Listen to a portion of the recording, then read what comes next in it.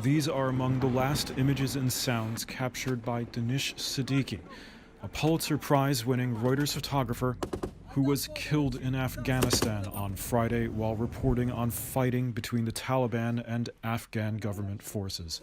Siddiqui had been embedded with Afghan special forces in Kandahar province when he and a senior Afghan officer were killed in what an Afghan commander said was Taliban crossfire.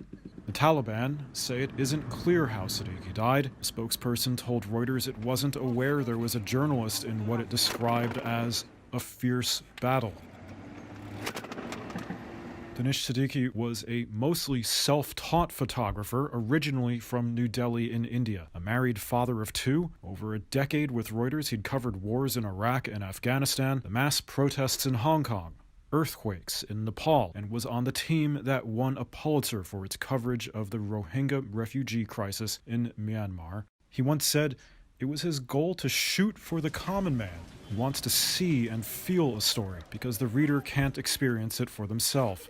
Earlier this year, he went back to India to cover the devastation of its runaway COVID crisis. There are various challenges to cover this kind of story, and there are technical challenges and then there are emotional challenges. Technical challenges is to how to showcase this story in a dignified way, you know, and in a way that like people are, you don't go too close to it, and so that the dignity of the victim or his family is maintained. But you also need to show the story, which is to show the scale of the devastation by this pandemic, which was happening in the heart of the country.